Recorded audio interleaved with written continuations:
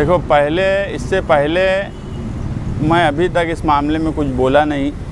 आज जमूर स्कूल की भी बात आई, वो स्कूल में मैं भी एक मेंबर हूँ, और भी कई स्कूलों की बात आ रही है। मेरा उन स्कूल वालों को भी यही मशवरा है कि जो इल्ज़ामात लगाए जा रहे हैं रोहिंग्या और बांग्लादेशी, ये तो बिल्कुल फजूल है।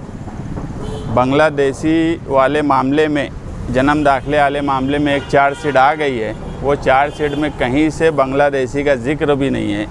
दूसरी चार्जशीट भी 8-15 दिन में आ जाएंगी, उसमें भी मुझे नहीं लगता है कहीं से बांग्लादेशी का मामला आएगा।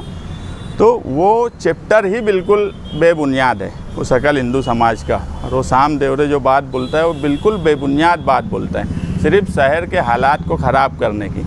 मगर जिन स्कूलों पर इल्ज़ामात लगाए जा रहे हैं, उन स्कूलों के मैनेजमेंट को सामने आकर अपनी सफाई देना चाहिए कि बदउनवानी और करप्शन का जो इल्ज़ाम लग रहा है, क्योंकि पीछे जब पहली बार ये इल्ज़ाम लगा तो कुछ लोग स्कूल के मेरे भी कांटेक्ट में आए और उन्होंने कहा कि हम एडिशनल एसपी साहब के पास कंप्लेन देने जाने वाले हैं, तो तुम्हारी संस्था भी साथ में रहेंगी क्या? तो मैं बोला हाँ रहेंगी, तुम लोग जो है अपनी सफाई दो। मगर कोई सफाई नहीं दे रहा है। अगर इल्ज़ामात लगे हैं, मैं जमूर के मैनेजमेंट वालों से भी पर्सनल बात करूंगा कि वो जो भी उन पर इल्ज़ाम लगा है वो अपनी बात सफाई रख दें, ताकि बात साफ़ हो।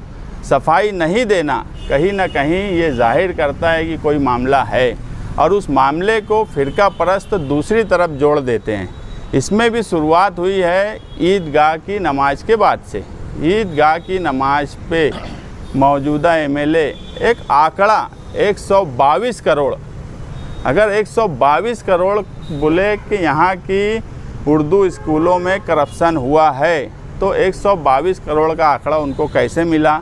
उनके पास क्या वैसे कुछ पेपर थे?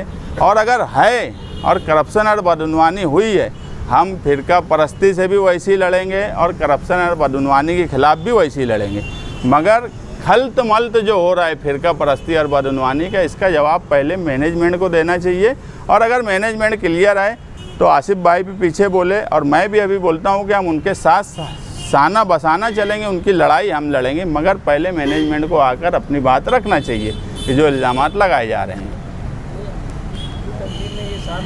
हर टाइम प्रेस कॉन्फ्रेंस में मालेगांव को टारगेट करते हैं और उनके पास कोई सबूत रहता नहीं है और वो बदनाम करते हैं, तो उनके ऊपर क्या कुछ कार्रवाई की मांग करेंगे या? देखो, मालेगांव में अगर उनके खिलाफ़ कोई कुछ करता तो हम ही करते। इससे पहले साध्वी प्रज्ञा सिंह जब आ रही थी, उसके खिलाफ़ ऑब्जेक्शन हम लोग लिए तो हाई कोर्ट तक गए। हाई कोर्ट ने ऑर्डर करी कि इनको सारा बंदोबस्त खर्चे के साथ इनसे वसूल करो। 14.5 लाख इनसे ही वसूली की बात है जो चल रही है, तो हम तो पीछे उनके लगे ही रहते। मगर जिसकी जिम्मेदारी है लड़ने की, वो स्कूल वालों को भी छोड़ देते। और स्कूल की बात जिस तरह वो कर रहे हैं, तो मुझे तो ऐसा लगता है कि अगर उनको ये सही लग रहा है कि कुछ मामला है, तो वो भी कुछ लेने देने की लाइन में तो नहीं है। न साफ हाँ बोलते, न साफ नहीं बोलते। हर बात उनके पास घुमा फिरा के ही रहती है। तो ना वो स्कूल के मैनेजमेंट वालों के साथ हैं, ना गरीब बस्ती के लोगों के साथ हैं, किसी का साथ देने के नहीं है। कायदा कानून तो उनको समझता ही नहीं। उसमें जर वाले फैमिली के कुछ लोगों के नाम आ रहे, कुछ अलाउ बोल के, यानी कई लोग नाम है, एग्रीमेंट है, कुछ लोगों के पास बोलते पैसा रखा था। तो ये सारे मामला जो है, ये बीच के लोग पैसा खा जाना चाहते थे, इसलिए ये मसला नहीं हल करे।